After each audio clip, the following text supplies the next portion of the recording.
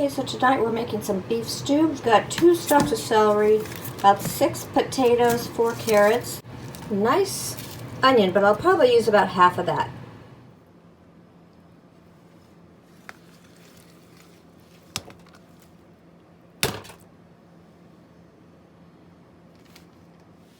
Okay, so I've added some pepper and some bay leaves, and this is my pot. It's going to become broth.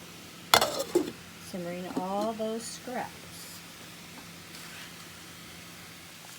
Some people like to add other herbs to it. I just put a couple of bay leaves, but you can add tarragon, basil, parsley, or rosemary. Those would all be good in there, as well as sage.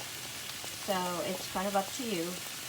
You can use other types of root vegetables like turnips, which would give it a really, or parsnips. Those would give it a really nice flavor. The best way that I found to decant is to use this big pitcher, and this holds 2 quarts. And then I set it down into the sink with a colander on top.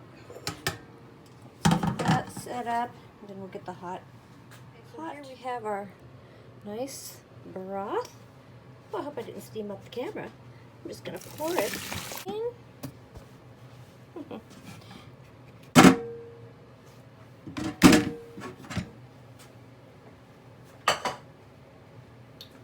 So there you have your broth. This makes about 2 quarts of broth and will keep for up to 2 weeks. Make sure you put a label on it so you know when you made it.